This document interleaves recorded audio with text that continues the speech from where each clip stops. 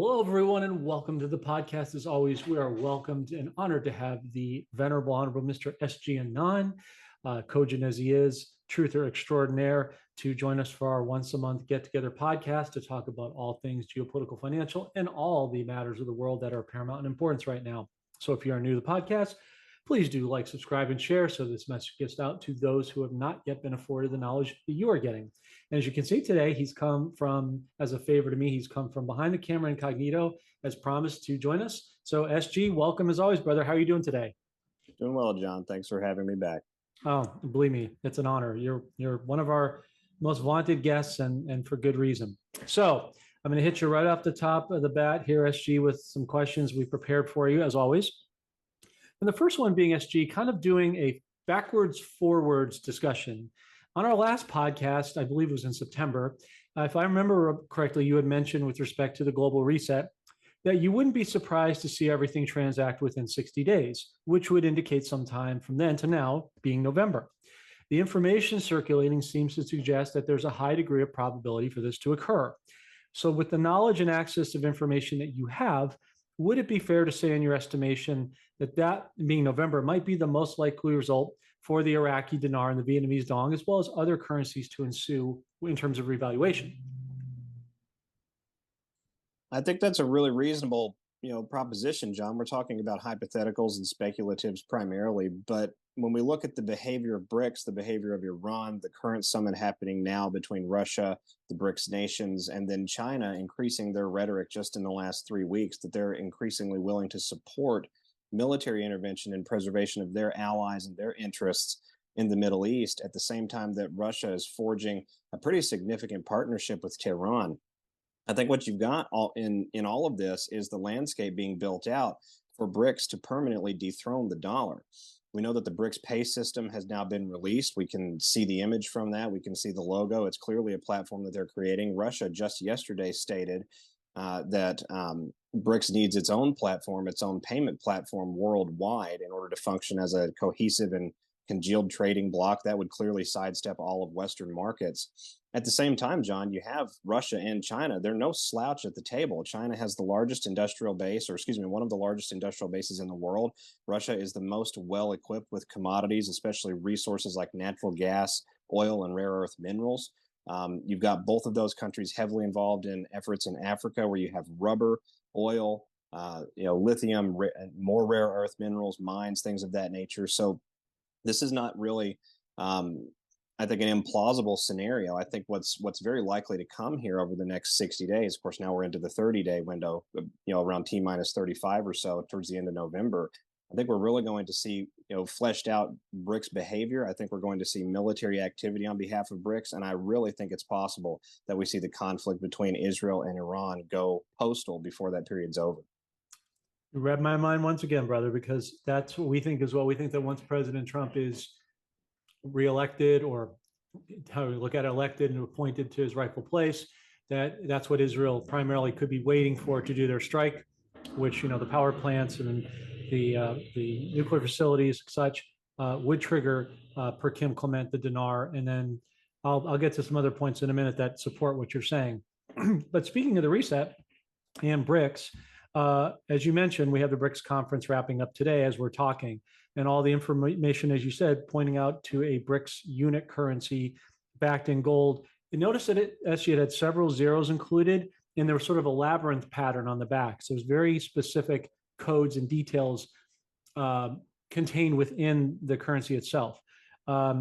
So I guess the follow-up question to what you kind of led into is, do you suspect that they're going to make an announcement that they're de-dollarizing and fully nationalizing the currencies that are involved within BRICS? Or do you think that they're just simply going to do it and not even bother making an announcement? I think that's going to be state by state. I think you're going to see some announcement from some states that really want to stick it to the West and stick it to the US dollar. And that's going to be how they're going to sort of brag about doing that. And it would not surprise me if we see Iraq make that style of announcement, maybe by the end of January, 1st of February upcoming. I think Iran is likely to make that very similar kind of announcement. I would not be surprised if Russia was to make that announcement a second time. Putin has already said that at the summit that they went to in South Africa, I believe it was a year or two ago, essentially telling the world that the plan is absolutely to de-dollarize the planet and to strengthen the alternate markets worldwide, as well as to build out alternative trade routes that are not affected by certain jurisdictional restrictions from countries that are sort of in bed with Washington D.C. I think at the end of the day, what's going to happen is you're going to see a progression of events begin before any announcement.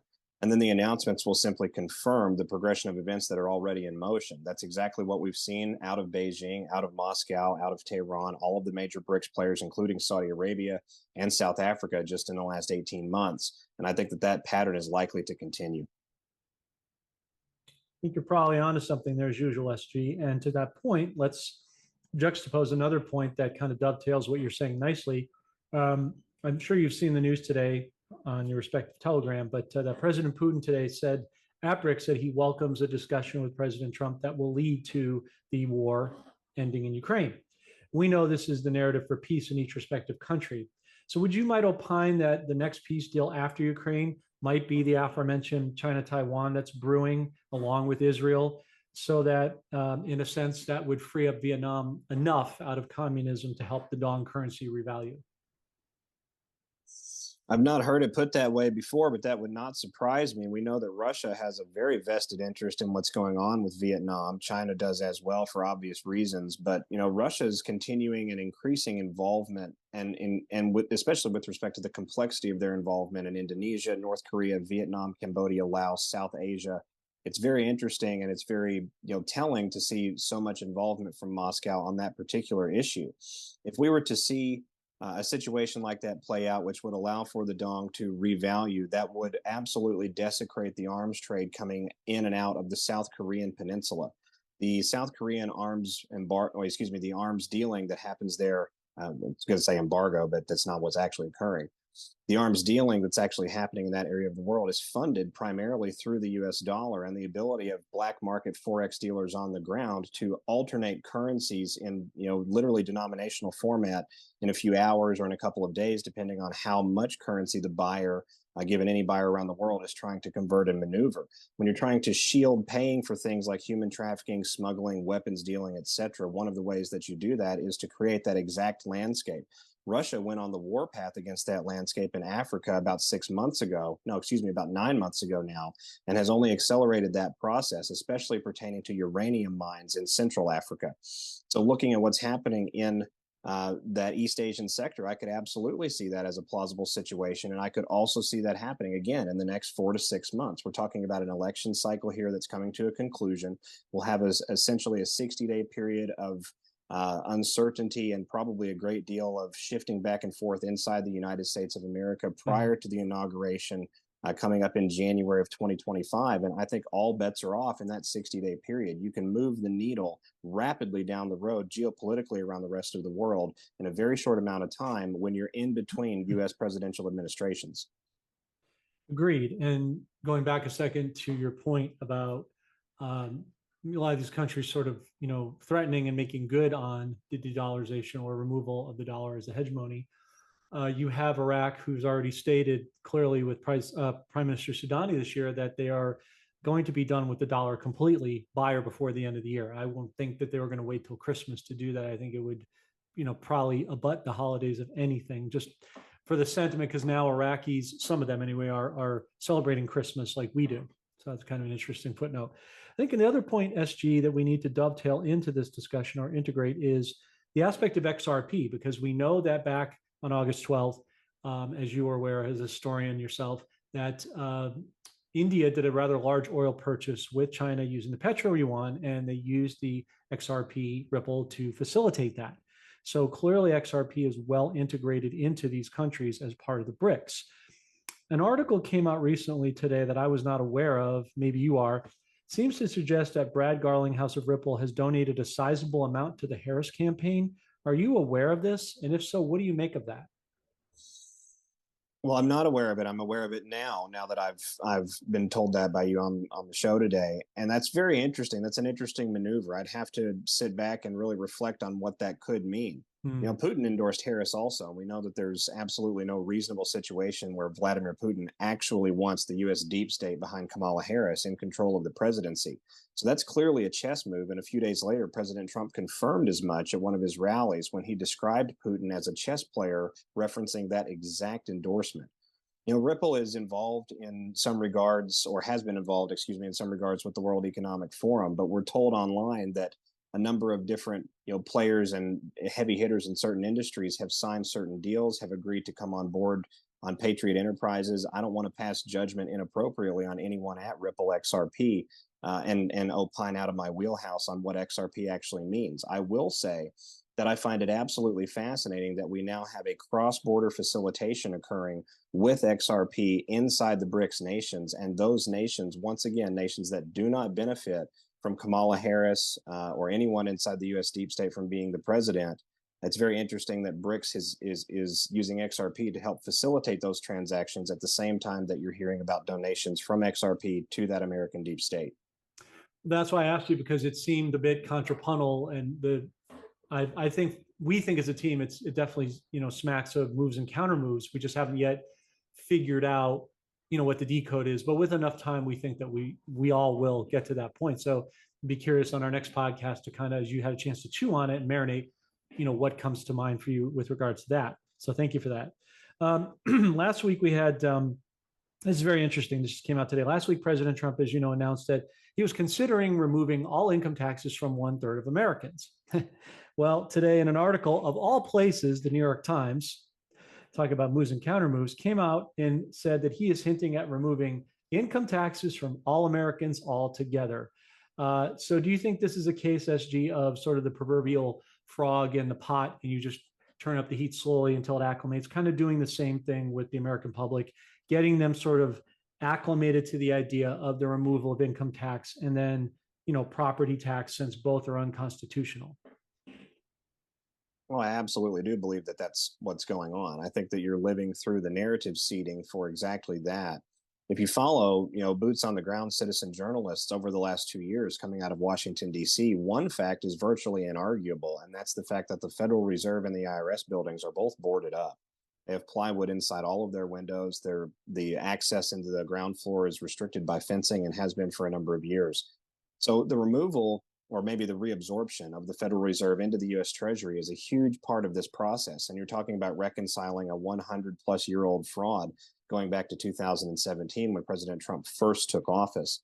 So I think fundamentally what we've got going on here is the seed being prepared for Americans to understand that with the removal of the Federal Reserve foreign locus of control and the return of the constitutional and domestic locus of control over the Treasury to the United States, one of the things that is removed in so doing are the unconscionable and unconstitutional tax acts that are associated with that Federal Reserve. In 1895, for example, the U.S. Supreme Court ruled that income tax was unconstitutional.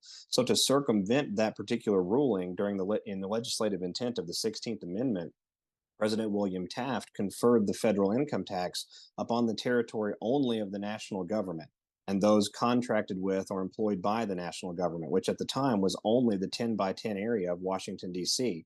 The national government is seated in D.C., but the state territories are themselves the republic and they're sovereign entities, not subject directly to the control of the national government. Rather, the national government is sort of a symbiotic union that is created by the states being all together with one another.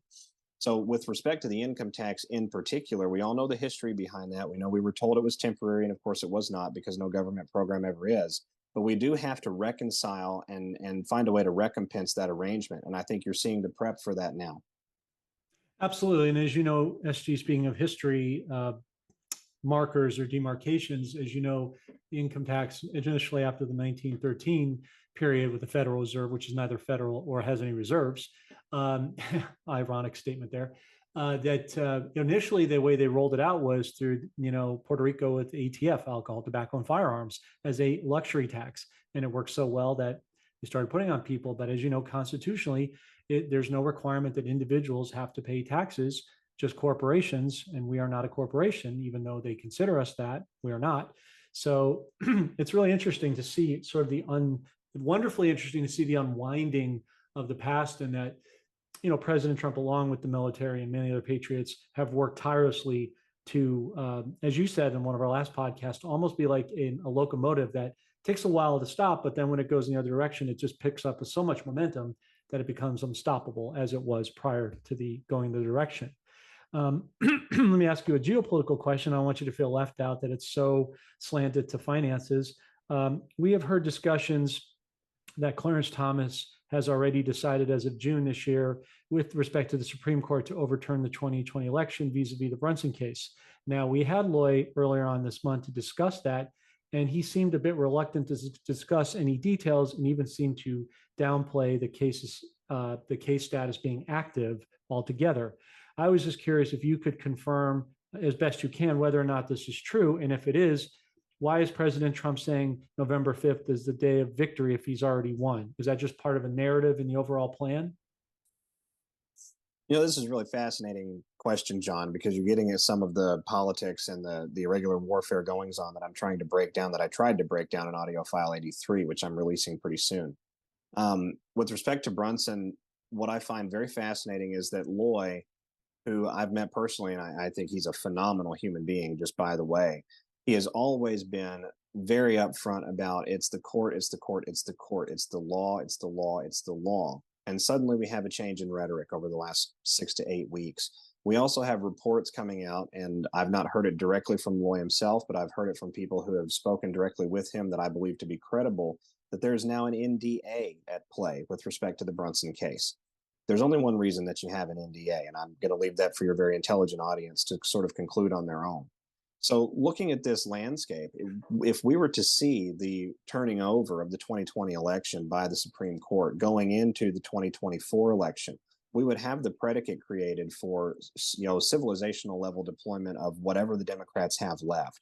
That sort of ties back to that 60-day period of uncertainty I was talking about a moment ago. Suppose for a moment, in a hypothetical, that we come into this election season, there's a lot of nefarious malfeasance and crazy behavior at play at the polling centers and in the days and maybe a couple of weeks after. But President Trump is eventually declared the winner because it's just an inarguable and undeniable landslide.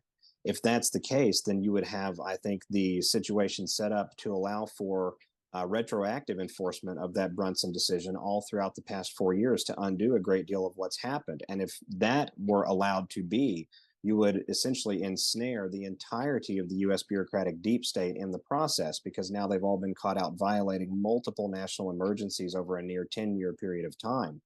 What I think is very possible is that we see Brunson come into play in the next 4 to 6 weeks pertaining to this election, and then we see some sort of attempted destabilization by the other side to prevent the election from going to certification in January.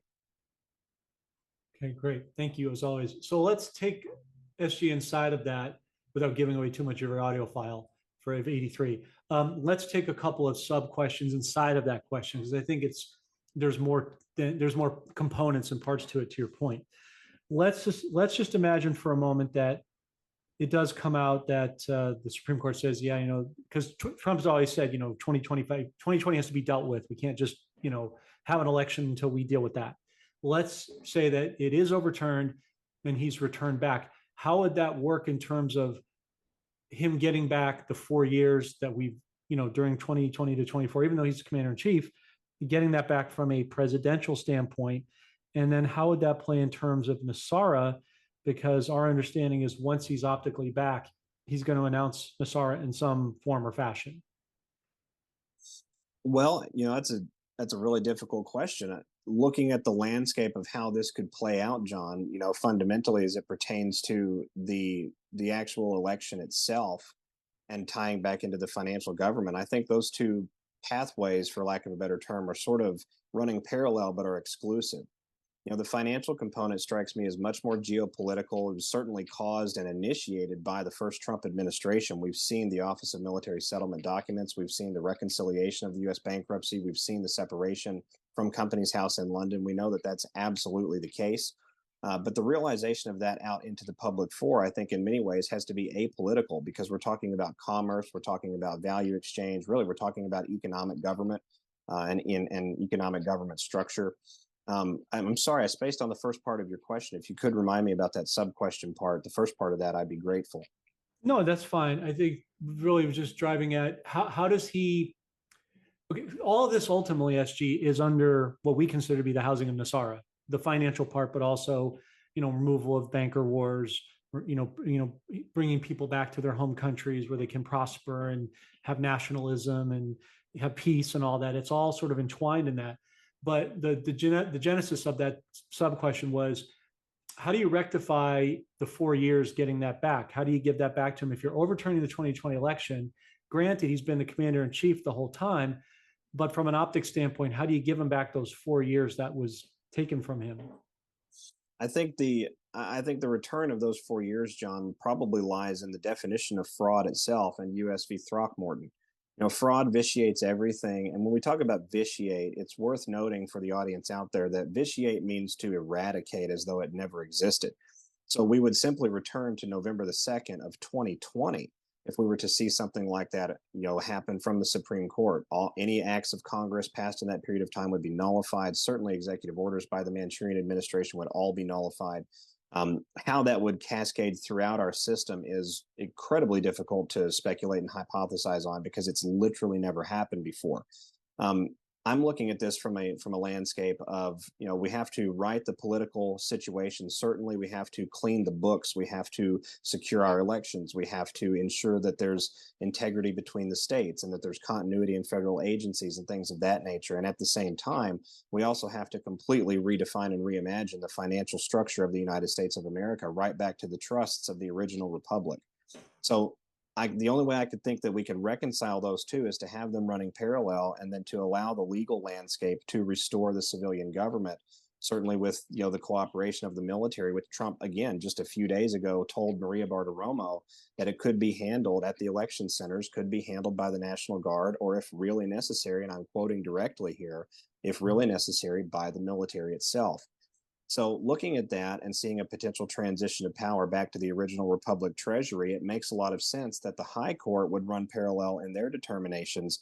And again, you would have that legal system unfolding where a proper government is returned and essentially what amounts to an imposter government, an impersonation government, is essentially vitiated as though as though it was never a thing.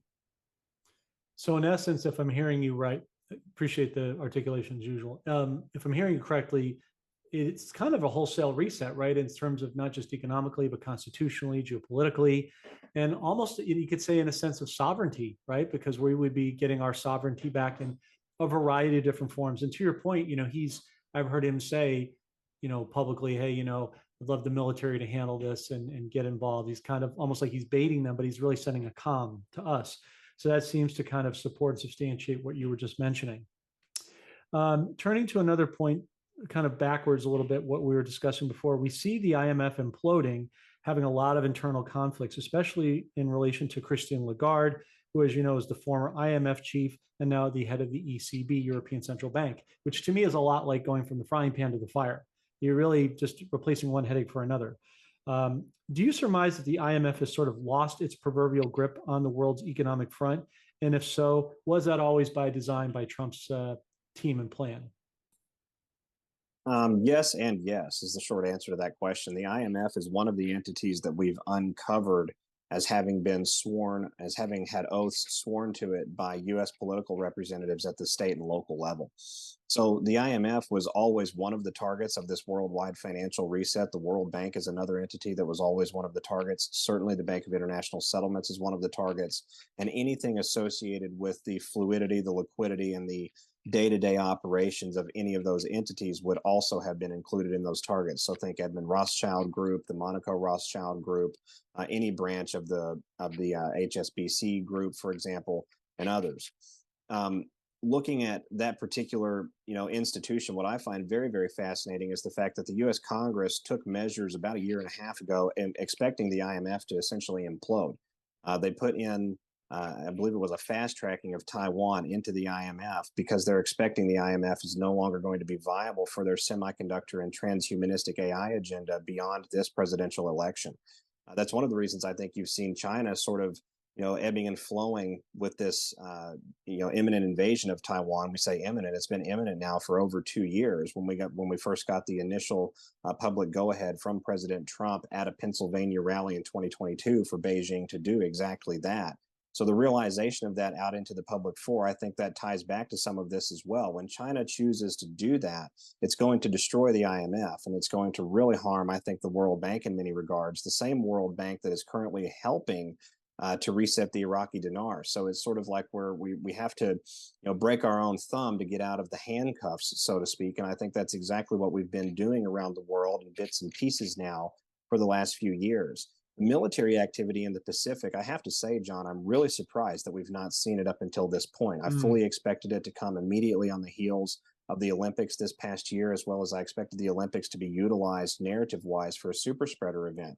And it seems that neither one of those has occurred, which is fantastic news, gives me a little bit of egg on my face, but it's fantastic news fundamentally for the people of the Western world. However, while the biological super spreader, speculation may be a little bit more hypothetical and a little bit more nebulous, difficult to iron out, one thing that is not nebulous at all is the fact that Taiwan will be returned to China before this process is over. How quickly that happens, I think, is anybody's guess. But when that occurs, you're going to see a turndown in Western financial markets that has never occurred before. 100%. And that's one of the things we talk about, SG. You may or may not be privy to, depending on how much, you don't have a lot of time, obviously, with how busy your schedule is. But on other podcasts, we deal with subject matter experts. That's one thing that we often frequently ask them across the board is, in 2025, with China, Taiwan precipitating, we've talked about the Dong and the impacts and implications for that in a good way. Then you have a counter move for the US as a country, because as you know, I would say it's a fairly conservative statement to make that 99% of the population has no idea that this reset is occurring. It's this movement that we're ensconced, thankfully, in God's people to make sure that they, are using it appropriately to do kingdom work and help others who are not part of said reset, which is that we have an issue brewing next year that we need to be praying about, which is a 10% decrease in the bond market. Just 10% would be catastrophic to the US, but we could be facing a situation in the next 5+ years, right? That it's 50% or more, and has all types of implications to your point. So there's a greater measure of landscape that we need to consider. So I'm really appreciative you brought that up. Finally, one of the last things I want to talk to you about today, SG, we've covered, as we typically do, a good gamut of versatile subjects that are timely and important, I believe, is we have silver and gold, as you see, moving up precipitously, while all the other aforementioned items are playing themselves out for the world to see. Do you see gold and silver continuing to rise while the dollar index continues to fall?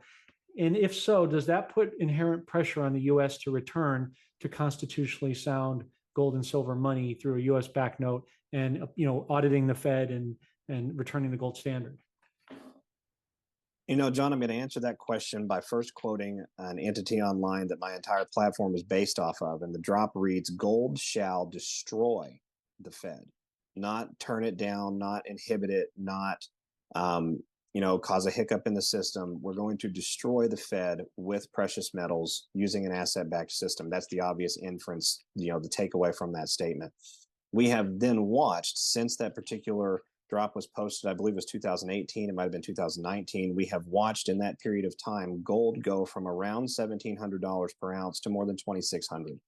I think that particular style of rise, you're talking around $100 per ounce per year, that's meteoric. That's about as fast as you can rise, I think, in an overarching commodities market worldwide and not implode various regional markets, which would cause a cascade effect, of course, into the international space.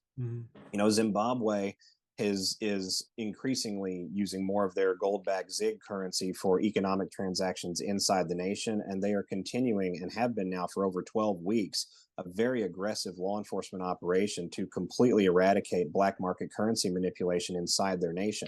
They're extremely resource rich. They're just one nation that's doing that. There's 4 or 5 of them just in Africa that are modeling that same attitude towards precious metals and the various ores and rare earth metals that they have, in their nations.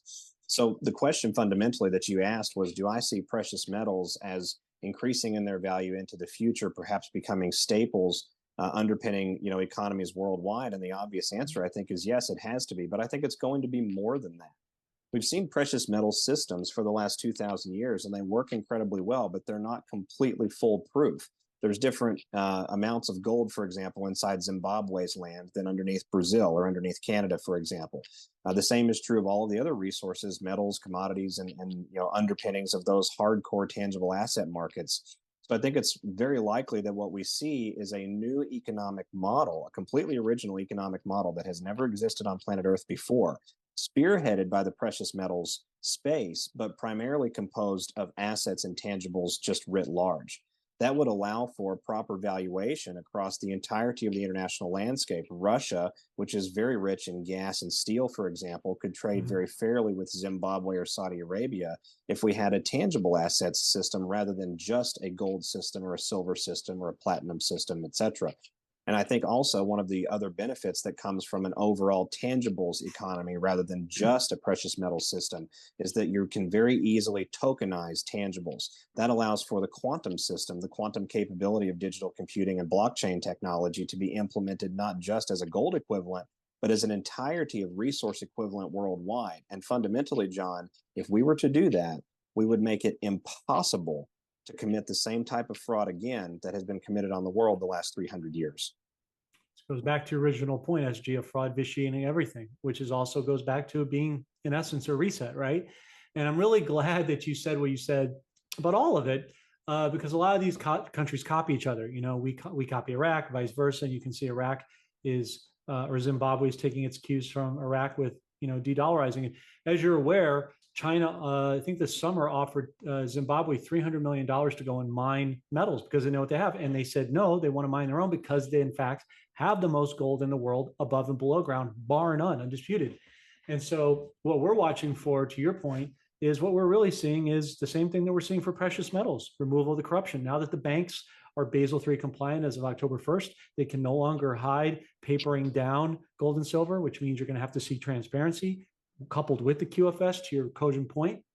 You'll get Zimbabwe. They get a regime change from the corrupt Mnangagwa to Nelson Chamisa, who is a Christian, a man of the people. We know he's working with Trump. We know he's working with Musk, with Starlink. He's wearing gold ties. He said 20 promises upon his return. Who else had that? President Trump. Parallels. So that is a country that is going to thrive with their Zim bonds tucked into said ZIG dollars and coins, which are all gold backed under basically one centralized currency unit, which sounds a lot like, as you said or alluded to, BRICS is doing. So it's like they're kitty cornering off each other.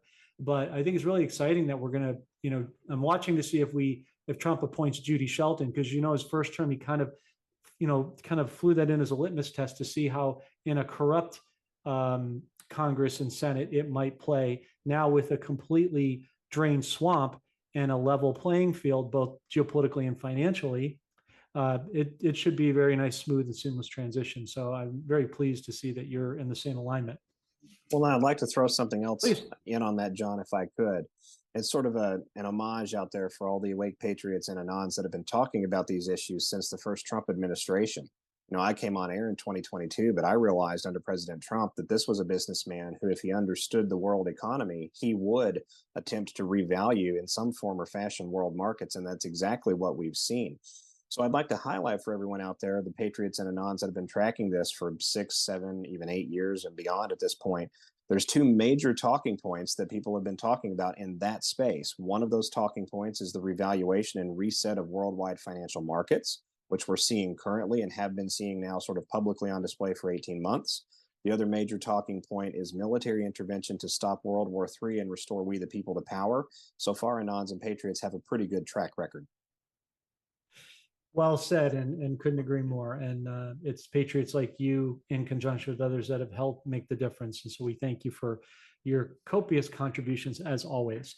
As you know, SG, as we end our podcast today, we always give our guests the last word and where they can find your work. So I will turn that over to you thusly.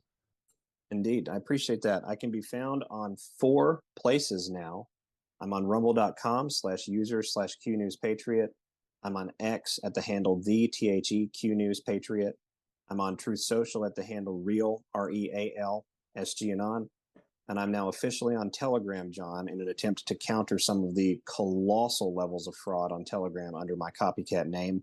So the official SG Anon Telegram channel that is authentically me is t.me/real, REAL, Q News Patriot. And with respect to the last word, my friend, I'm extremely excited for what we have coming ahead of us. We've got a landscape literally being built out right now to allow for the transition of the Western world, the NATO world, from the old financial system of slavery to a new financial system of freedom and I think proper valuation. And if we think that the opponents that remain in that particular fight are going to go down without a struggle, we are wrong. But if we think that they're going to somehow prevent us from accomplishing that goal, we are also wrong. This is an incredible period of time. Russia is not going to allow this to continue into the future. Neither is China. Neither is the American population base. And with those three, large geopolitical players worldwide sort of at the table of the same mindset, the rest of the planet really has no choice but to come along.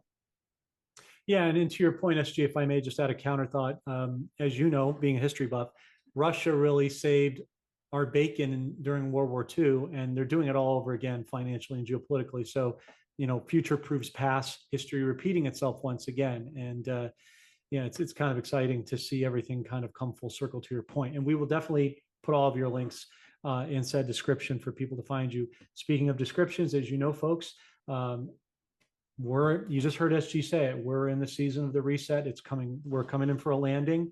It may not be a soft landing financially for those who are unprepared. For those of you who are, it's going to be a very good one because you're going to be the position of the light and the proverbial darkness over this transitory period, like he was alluding to earlier. So if you are looking to get dinar, dong, zim, bolivar, zim bonds, agro checks, any of the aforementioned currencies and bonds, or you want to add to your position, we'll leave that link in the description. Also, for respect to precious metals, we have a great relationship with a gold and silver, platinum, palladium, copper dealer, including 401k and IRA conversions. And if you're looking for that, in addition to the limited edition coin that we've now come out with for our channel, we've only made 100 of them, and they are a rare coin. They are 9999 pure silver, 1 ounce. And those are available for purchase. Or if you would like to gift one to someone, like we're going to be, as you were doing a raffle, we're giving away 5 to 10% of the coins to the people in the greatest need, elderly or people in disability or financially disadvantaged positions, which is the thing, of course, especially in this economy and this climate. We're going to be putting our money where our mouth is and giving away a certain amount of raffle. So if you buy one, you'll be able to participate in the raffle to get one, or you can simply buy one and donate it as a humanitarian fund to someone in need. We will also leave that said link in the description. SG Anon, thanks for joining us, good sir. We always appreciate you. It's nice to see your face, and we look forward to seeing you again next month to see how this all turns out. Likewise, John. God bless. Stay safe. We'll speak soon. God bless, brother.